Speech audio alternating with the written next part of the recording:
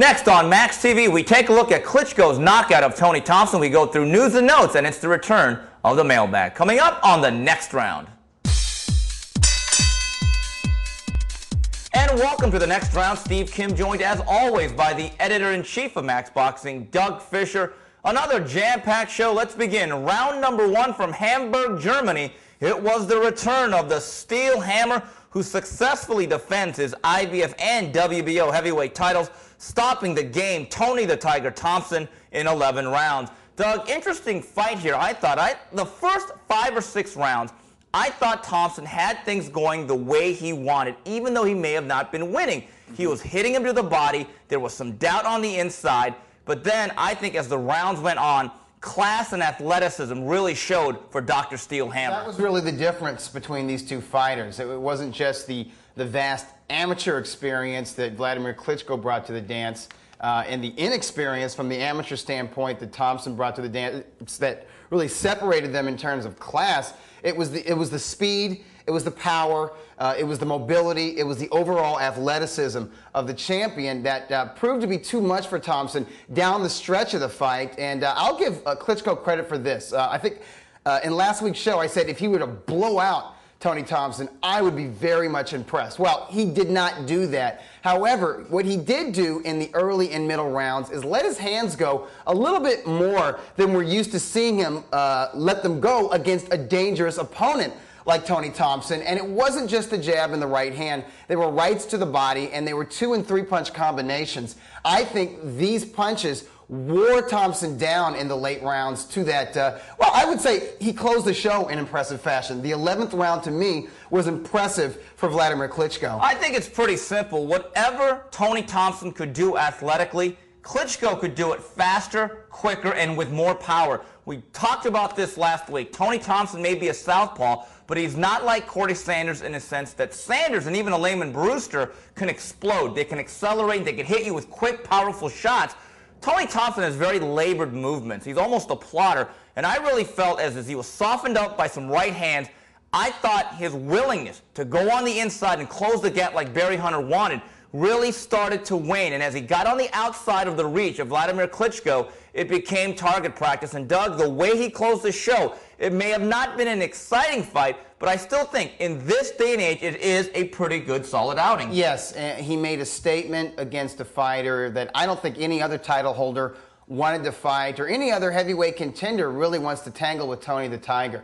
So I have to give kudos to Vladimir Klitschko. He is what he is, Steve. He's not the most exciting heavyweight in the world, but he is hands down the best heavyweight in the world. He has 2 major world titles, and I believe he's defeated more top 10 heavyweight contenders than any other heavyweight, active heavyweight out there today.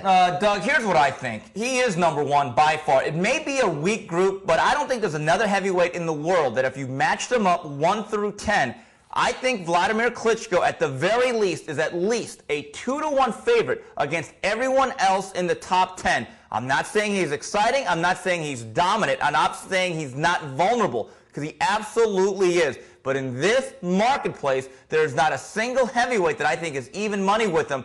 Doug, moving on. I don't know if there's enough dates on HBO or whatever to get him another fight this year. But I think from this point forward, every single fight should come against no less than a top 5 heavyweight or somebody with a major title belt. No more Ray Austins. Yeah, well, let's hope so. He has 2 belts, so he's going to have to deal with mandatories from 2 sanctioning organizations. At least his mandatory for the IBF, whenever that really becomes mandatory, is Alexander Povetkin, who is undefeated, an Olympic gold medalist, and at least he's sort of an entertaining heavyweight because he walks forward and he throws dozens of punches at a time. So once he takes care of Alexander Povetkin, because I believe Povetkin is still too green to challenge a champion as experienced and as large and talented as Vladimir Klitschko, I think the big fight to make is the rematch and a 3-title unification bout between Klitschko and Sam Peter. I can't think of another heavyweight fight that would attract as much attention internationally as that matchup. Doug, Steve. I agree, because there's a storyline. October 11th, if Samuel Peter can beat the returning Vitaly Klitschko. And if the returning Vitaly Klitschko can actually return. Yes, then I think there's the revenge, there's the brotherhood, there's the great storyline.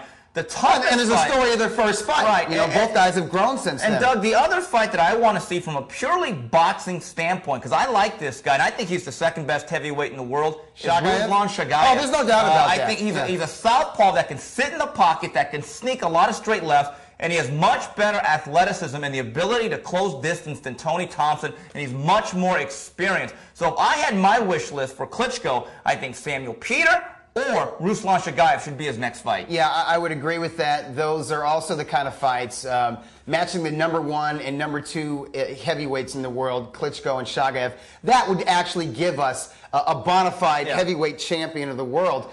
Matching Klitschko with Samuel Peter, a great storyline. I think a more entertaining fight than Klitschko-Shagayev, and also a title unification bout. You could also consider the winner of that fight to be the heavyweight champion of the world. Maybe not totally undisputed, because Shagayev is undefeated. He has a world title, and he's out there. However, he's not the most active heavyweight in the world today.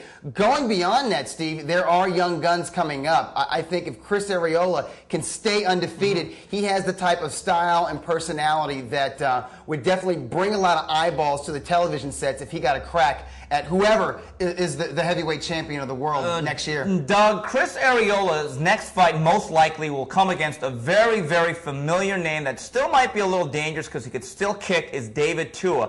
If he should dominate David Tua in the fashion that he might, I think Arreola clearly becomes the hot young American heavyweight, if not the best. The interesting story is, we're going to talk about this fight later, but I also think the winner of James Toney, Hasim Rahman, this is a crossroads battle.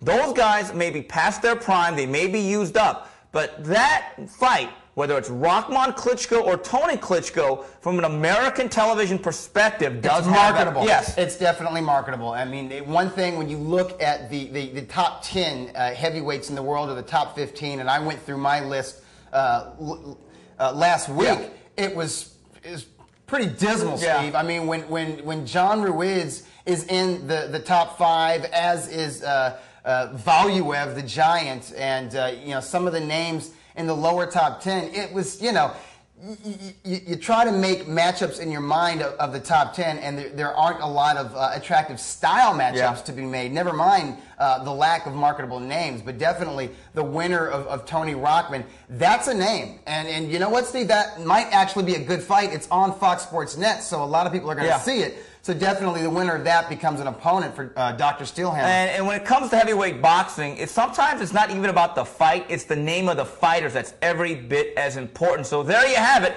The Steelhammer drops on Tony Thompson 11. We come back. We go through news and notes. And we are back. Round number 2 of the next round. Steve Kim, Doug Fisher talking boxing. We go to the fight review. Friday night in Canada, WBA junior middleweight titles changes hand. Daniel Santos with a devastating 6th-round knockout over the defending champion Joaquim Alcin. Friday night fights, Thomas Adamek stops Gary Gomez in 7. Then on Saturday night on Mexico, Julio Cesar Chavez Jr. with a controversial 10-round split decision over Matt Vanda. Your scores, 97-93, 95-96, and 100-90. Doug, going up top, you had an upset special that came through. Daniel Santos with a blistering counter left-hand sends Alcin crashing to the canvas. Doug, when it was all said and done, even though Santos was a little bit long in the tooth, I think class, experience, and overall technique really saved the day for Daniel Santos. He may not be in the prime of his career, but even at this stage, he could beat the Joaquim Alcins of the world. Yeah, and I would add to that equation, Steve, natural athletic talent, speed, power, hand-eye coordination, balance, and also desire. I think one of the problems with the Puerto Rican, who was a bronze medalist in the 1996 Olympics, has been his lack of dedication to the sport. He hasn't always trained to be 100% in condition for many of his fights, for many title fights. And in the past, he has fought, or I should say boxed, in a very safety first manner. And I think there is now, there was a sense of urgency coming into this WBA title fight because I think Daniel realized this might be my last shot. I've got to make things happen. I've got to step forward. I've got to really let my hands go with bad intentions. And you saw him when he was a prospect, Steve, when he fought or boxed aggressively. Dynamic, spectacular things happened in the ring. He is a formidable fighter, even at age 32 when he wants to be, and he wanted to be in Canada this past Saturday night. Doug, he's a lot like Kendall Holt in a sense. He's one of these guys with a lot of athleticism, good amateur background, heavy hands, but when they got touched on the chin, it irrevocably changed their mentality within the ring. If you go back to Rosario Camacho Sr., Camacho, people seem to forget, if you're not our age, you think of him as this stinker that ran around the ring on USA. Yeah, and really a guy with a shtick, basically. Right, but before he got clipped on the chin by Rosario, I believe, in 1986, he was like a Puerto Rican Ray Leonard. You take a look at a guy like Daniel Santos. I was there that night. His career changed. He was there against Kofi Jantua. They were two both undefeated prospects. When Kofi Jantua landed those right-handed bombs and got him out of there in 5 rounds, Daniel Santos went from being a very exciting, entertaining fighter to a guy that was a little bit safety first. And I still remember 3-4 years ago, I think it was against Zuniga, in Puerto Rico, Zuniga, actually getting booed in San Juan, which I thought to me was the apocalypse coming. But I think he redeemed himself. Doug, definitely. Talking about a sense of urgency and purpose, Chavez Jr. to me is starting to box and train, obviously, like a very privileged young man.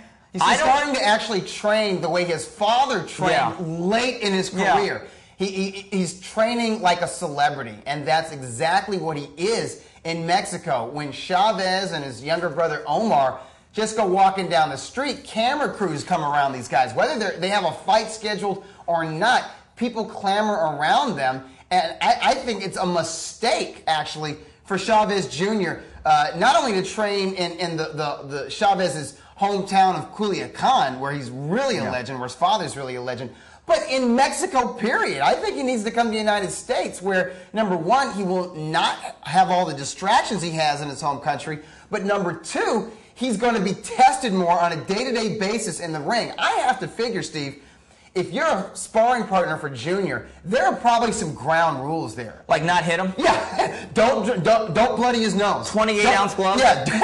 30-ounce gloves. Don't go too hard to the body. I mean, I think he needs, if he's going to really be a young fighter and even pretend to be a prospect, he's going to have to test himself on a day-to-day basis in the gym, and he's going to have to start training year-round, because you know what?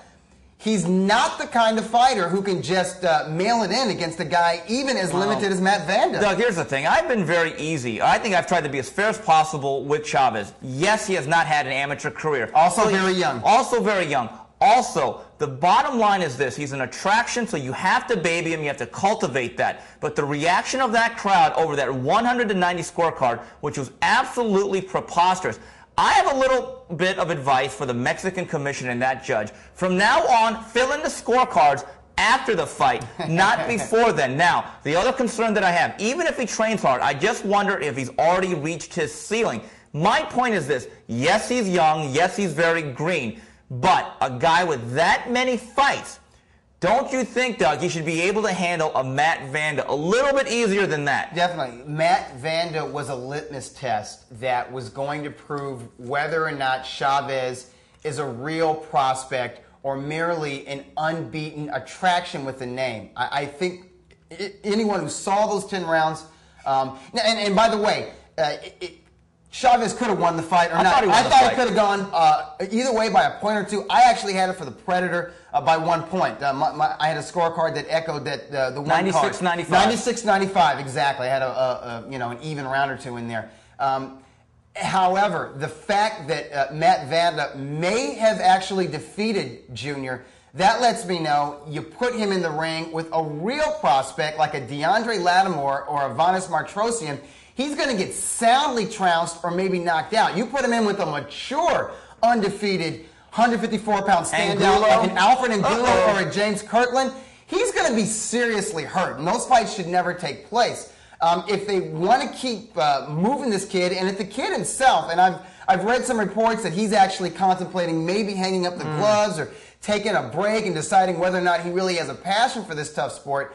If he decides to continue and Top Rank decides to keep the Latin Fury train going, because he does sell tickets in Mexico, be very careful, guys, who you match him with. Either with plotters who are slow, or if you're gonna match him with a boxer, he better not have very much power, and he better not have a very good chin. Doug, here's the thing. He's not going to retire, because him being Chavez's son only holds the value if he boxed, okay? If he was an accountant or a doctor, it would be a footnote. But since he's a boxer, it's like being a Kennedy in politics in the United States. Now, if you take a look at what has happened in 2008, in 2 of the 3 fights against guys that were supposedly overmatched, Jose Zelaya and Vanda, he has struggled mightily. Yes. And that goes beyond whether he's training hard or not. Because in my book, if you're a real prospect, you shouldn't have to be 100%. You don't have to bring your A game to beat Jose Zelaya and Matt Vanda. You're absolutely right. And I think in both of those fights, we saw just how easy he is to hit once the fight kind of moves out of the 3rd round. He's kind of blocking okay in the early rounds. But once a guy puts a consistent jab on him, is moving around, forcing him to move a little bit out of his comfort zone, he starts getting tagged a lot by the middle rounds of the bout, Steve. Doug, we've been critical of the way Andre Berto has moved up, but there's a real prospect, whether he has a belt or not. I can guarantee you one thing. You put this Andre Berto in against Jose Zelaya and Matt Vanda, those fights do not see round 4. Taking a look at the fight preview, Wednesday night fights, Delvin Rodriguez takes on Oscar Diaz. Then on the Best Damn series on Fox Sports Net, James Toney takes on The Rock, Hassan Rahman. And on Friday night fights, Yurikas Gamboa takes on Jose Rojas. Doug, some interesting fights. Let's go up top. Delvin Rodriguez, Oscar Diaz, I think has a chance to be a pretty good fight. Diaz is always in good fights, but I think Delvin Rodriguez's power is the big factor here. Yeah, also his speed and probably his technique is a little tighter than Diaz. He delivers a nice straight jab and a very nice straight right. I think getting knocked out by Jesse Feliciano last year was probably good for him. It let him know that he's a human being, he's not perfect, and that he has to really come 100% prepared and not over-prepared sometimes, because he said he overtrained for that fight with Feliciano, and he did sort of look like a fighter who was a little bit stale from too much gym work or maybe too much road work. So this is a very good fight for him. I think it's a good step-up fight from his last opponent, and if he can take care of Oscar Diaz in impressive fashion, I still think he's a decent opponent for Andre Berto, to be quite honest. Probably the best offensive threat Berto will have and faced. That's something we haven't seen with Berto yet. Is somebody a true could crack. puncher. Doug, James Toney, Hassan Rahman, as Bone Thugs and Harmony once said, we'll see you at the crossroads. And this is a crossroads battle. If this was loser wrestling, leaves town. Loser leaves town and never seen again, even in the heavyweight division. Doug, you were with James Toney this weekend. We've known James for years through all his incarnations and all his reinventions. Does he finally have the right sense of desperation and urgency that the sands of time are indeed running out on this career? Yeah, I think he does. I think the rematch with Samuel Peter and the close split decision win against Danny Batchelder a year ago, struggling against a guy like Batchelder, it kind of was an eye-opener for James Toney and let him know that he can't just get over with talent anymore. He could do that in his 20s. He's so good. He's so skilled and experienced, Steve. He could get over on talent in his early to mid-30s. But you know what, Steve? He's 39. He's older than you and I, so he is old. You know, he's going to turn 40 he lives a lot next older. year, and that's true. The lifestyle that he was leading with the excessive eating and drinking and cigar smoking, it took its toll on his body. There's a reason he was getting sick before and after a lot of his fights, and there's also reasons which we won't get into. He was having so many tendon injuries as well, Steve. But I think he realizes he has to preserve his body, and he has to actually train the way he used to train as a young man. And in many ways, I think his new trainer, Shadid Saluki, has been very good with him because he stays on James. Yeah. He's with him at all times. He's with him in the gym. He's with him when he's outside of the gym. He's with him when he does his road work. He's there to motivate him. But if you talk to Shadid, he'll tell you, James doesn't need any motivation. He is working like a horse, and I talked to a lot of his sparring partners Saturday, Steve. They all say, man, this guy's work ethic is better than mine, and these are guys in their early 30s and late 20s. What I was looking for, Steve, were actually three things. I was going to see if his body was rocked up, because I think that's a bad sign for James Toney. I was seeing if he had his wind about him, if he was able to drop a lot of punches, a lot of combinations round after round. He was. I was really seeing what his attitude and his mood was. Sometimes, James is not in a good place when he's overly defensive and he's sort of caustic and pensive in the gym. He wasn't like that. That gym, 360 Health Club in Reseda, California, is a huge complex. It's almost like a little city unto itself. And if it was a city unto itself, James Toney was the mayor.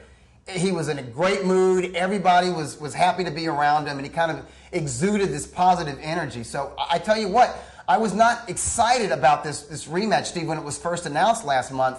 But knowing that Rockman is in very good shape, because he looked like he was in shape at the kickoff press luncheon, and seeing the kind of shape and conditioning and attitude that James has, I actually think it's going to be a good fight. I actually think it's going to be a much better fight than Klitschko Thompson was. Yeah, happy James Toney is a good James Toney. That's been the experience. And I was actually told when you were out there with Brian Hardy, he actually did 4 miles on the treadmill. Now, I'm going to have to watch that video because seeing is believing. He did. Him and the treadmill have never gotten along. Here's what I think. They are both past their primes.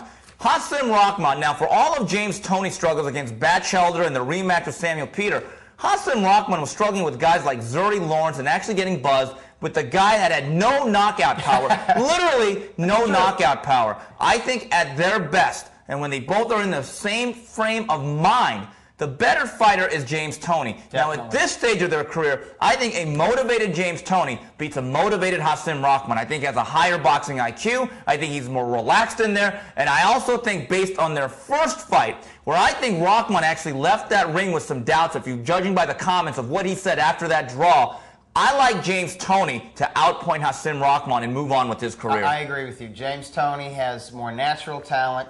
He has more experience. He has more skill. He's more savvy. He's more versatile in there. The drawbacks is that he hasn't led a Spartan lifestyle. He's a much smaller man naturally, and he's also the older man. He's been a professional for 20 years, and he has 80 pro fights, which is a rarity in this era of professional fighting, Steve. So, I will pick James Toney because he looks good. He's put the work in, Steve, but I don't think it's going to be an easy fight. However, you make a very good point about their first encounter. Yeah. James Toney was literally sick going in the ring. Rockman was in the best damn shape of his life. I've never seen him look that good. And that's exactly what James Toney says. I thought the fight was legitimately a draw. If James Toney has anything left, I think he outpoints The Rock. Going to some tidbits here. September 20th, it is signed, sealed, and delivered, apparently, for the Madison Square Garden in New York. Roy Jones takes on Joe Calzaghe. Then October 11th, it's Showtime, a doubleheader. Same day delay broadcast, Vitaly Klitschko and Samuel Peter for the WBC heavyweight title. And the IBF light heavyweight grudge match, Antonio Tarver takes on Chad Dawson. Doug, Roy Jones, Joe Calzaghe. The Seniors Tour is alive and well on HBO, but more distressing than that, I understand why this fight has to be on pay-per-view. But September 13th, Casamayor Marquez is on pay-per-view. So we have back-to-back pay-per-view shows, and if you go to October 11th, 3 pay-per-view shows in 29 days. Mayorga, Mosley. Oh, my God. That's not good business for boxing. That's a terrible way to cultivate the fan base. We ask so much of our hardcore fans. You like to go broke? Yeah. And we just, listen, you got to pay money to watch HBO or Showtime. That's not basic cable, Steve. Those are subscription networks. Just having those premium cable services adds to your monthly bill. But when you add just one $60 pay-per-view in 1 month, when you get your bill, it's just like, what the heck? Why is this like $150 or $180? Because you bought one pay-per-view. To buy 2 pay-per-views in the same month, you got to be rich. Forget about it. Doug, here's the thing. Hey, man, nobody's rich in boxing but the promoters and like 5% of the fighters. Yeah, and this is a poor man's sport, folks. Wake up, folks. And I guess the cable network executives who don't understand that. Here's the thing. Marquez Casamayor is a very good tactical fight. Should be on HBO Boxing After Dark. Jones Calzaghe, I understand the economics of the game. After Calzaghe Hopkins, which they spent a pretty penny on, which was a bust, you have to go pay-per-view. And I actually think this will do well. based on Jones Trinidad. Now, October 11th, Mayorga Mosley, the usual beatdown, the annual cannon fodder-esque performance of Ricardo Mayorga should be another HBO fight. But you know what? On the flip side, let's give Showtime some credit. On September 13th, while HBO is asking you to shell out another tank of gas, at least for a Corolla, $50, they're giving you a comparable fight in Joan Guzman challenging Nate Campbell, which I think might have some fireworks depending on how Guzman fights, with an undercard of Timothy Bradley against Vivian Harris, which should be a fun fight as long as it lasts. And October 11th, while again, HBO and Golden Boy asking you to take out another tank of gas, they're giving you Klitschko Peter and Tarver Dawson. Basically, to me, I know which direction I'd want to go. That if I had discretionary income, which I do not, which network would you rather support right now, HBO or Showtime? Oh, there's no doubt, Showtime. I mean, fight fans are asked to pay way too much money to watch fights that they matchups that they didn't even really clamor for. I mean, I can understand shelling out $60 to watch Tyson versus Lewis. Right. I can understand shelling out, $50-60 to watch Pernell Whitaker fight Chavez. Julio Cesar Chavez. Even De La Hoya Mayweather last year. When you look about it, and you wrote an excellent story on Monday, kind of detailing the plethora of pay-per-views on HBO. But, I mean, do you remember when Pernell Whitaker was an HBO staple? Every fight was all of his fights was just on HBO. As a matter of fact, this is kind of ironic. The one pay-per-view fight he has was that Chavez fight, which was Showtime Entertainment Television. But I'll tell you what, the old boss of boxing at Showtime, Jay Larkin, wanted to move away from pay-per-view shows, and the current czar, Ken Hirschman, does not like pay-per-views. It shows in their programming. Hirschman says it very plain. Pay-per-views further marginalizes a shrinking demographic. Doug, here's the thing. For the good of boxing, there should be a moratorium on pay-per-views for 2 years. Now, will it happen? Absolutely not. But the bottom line is this. The UFC has a pay-per-view model where they go once a month, and that works for them. So they should continue to do it. It's obvious. If you look at boxing's numbers, sans Oscar De La Hoya and Felix Trinidad the last 5 years on the pay-per-view market, most of these fights all hover between 200,000 buys and 300,000 buys, and as the bar lowers, I think that number itself will shrink, Doug. And I really believe... Why? You know why? Because hardcore fight fans are being turned off. And they're not 300,000 mark, those are the die-hard nuts that tell themselves, okay, this is it. I'm not going to buy another pay-per-view. Till next month. And then, it's Friday nights rolls around. They're calling around. Anyone getting this fight? Anyone getting this fight? Yeah. Saturday morning goes on. They're calling up bars and cantinas. No, we didn't even know there was a fight. They finally, they're sitting there by themselves at home. They dial that number. They click, next thing you know, they're watching Crawford Grimsley, George Foreman. Yeah. Oh, gosh, yeah. I got that, I got Vinny Pazienza and...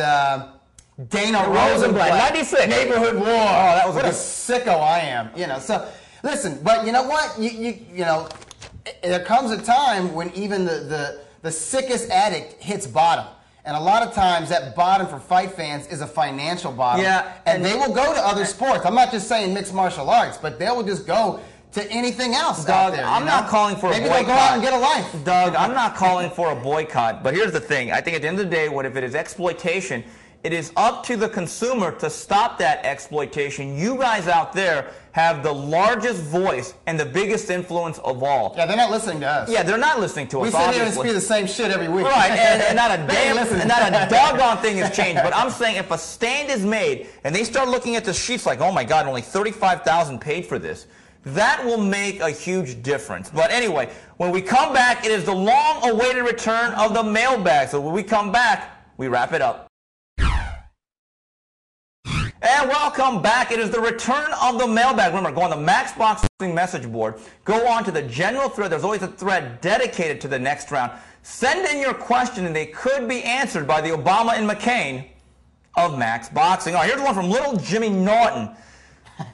Norton, can you guys shed any light or even discuss the possibility of Aram's comments in Steve's column about putting boxing cards back on network TV? Now, that was from a couple of weeks ago. Right. Aram has tried his best. My point is this. Aram talks a lot. He tries his best. But I'm at the point now, seeing is believing. Oh, well, I mean, listen, a couple of months ago or maybe last year, Aaron was talking about how boxing promoters needed to be real promoters and stop relying on casinos. Well, look what's happening. Exactly. What's he doing with Pacquiao? I mean, last year, at least he went to Texas, San Antonio with Pacquiao, and they had 14,000 there. Mandalay Pacquiao? Yeah. Now it's Mandalay Pacquiao, and I don't know.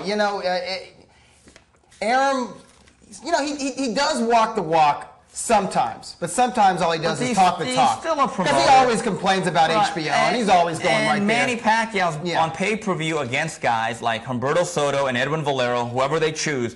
That pay-per-view may not do any better than David Diaz. And I agree. And I'm not saying either guy isn't better than David Diaz, because they are. They are. But when it comes to pay-per-view, how the public perceives you and what your Q rating is absolutely as important as your actual ability. Here's one from Jab Kills. Hey, fellas, I must say, I think Chris Arreola can be the Mexican Gaddy and build a residence in your neck of the woods. More than his fighting, I'm impressed by his interviews on Max Boxing and HBO. I think his style and his attitude can make him California's Mexican Arturo Gaddy. If he has moved well, your thoughts? I tend to agree. If he has moved well, and if he has moved in his own backyard. Now, he can become a wonderful TV fighter, a television attraction, whether he ever becomes a #1 heavyweight contender or a world title holder.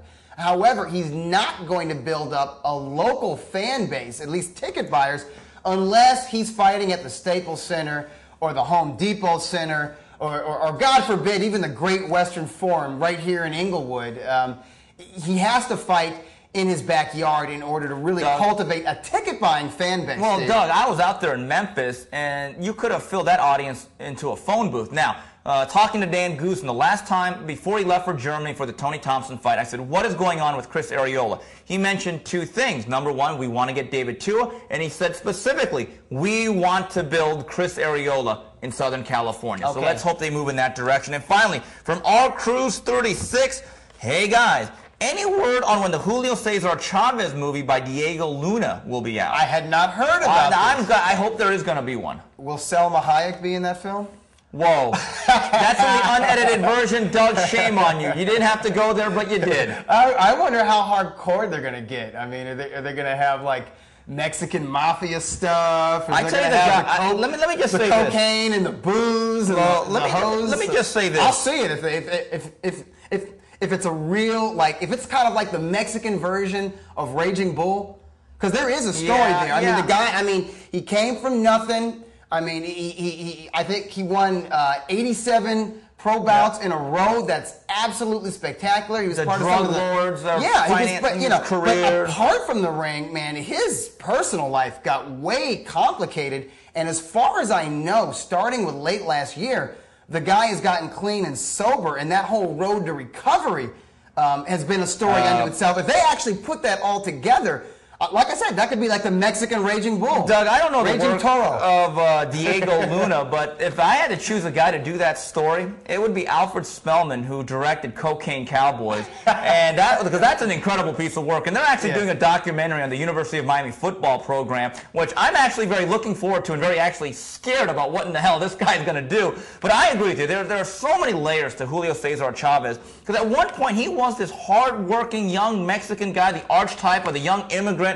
trying to make it in this world. Sound like Stephen King. Then all of a sudden, Don King. Yeah. Then all of a sudden, he became JC's superstar, and things flipped. And all of a sudden, he became almost this object lesson in not how to handle prosperity and fame. And now he's on the road to recovery. You think? Maybe. So I am looking forward to that movie, but I hope it's an honest movie. I don't like when I see movies about Babe Ruth where he goes up to a bar and says, "Tender, can I have a glass of milk?" Yeah. See, I don't need to see Babe Ruth getting milk at a bar, okay? Because that's not the way it is. No, and you know what? If the film is done right and it actually has some distribution in the United States, it could actually sort of open a lot of casual fans to Julio Cesar Chavez, because he is one of those names. I'm not going to call him a household name in the United States, but general sports fans know who he is, but their lasting impressions of Chavez are him sort of like quitting against De La Hoya and Frankie Randall and being a bit of a crybaby in post-fight interviews with Larry Merchant and all. And really, folks, I'm talking like mid to late 80s. This guy was absolutely spectacular. you got to go and check out some of his fights at lightweight, where I think he may have actually Rosario. peaked. That's but most folks didn't really know about him until 1990, after his dramatic fight with Meldrick Taylor. That was at 140 pounds. That's the Chavez that most boxing fans know of, and really from that point, it was sort of that downward spiral throughout the decade of the 90s. But yeah, I don't know who this Diego guy is, but I hope he's a quality filmmaker, because he's got a hell of a story right there. Absolutely. Well, that's it for this week's edition of TNR on behalf of Doug Fisher and the rest of Match Boxing. Till the next round, goodbye, everybody.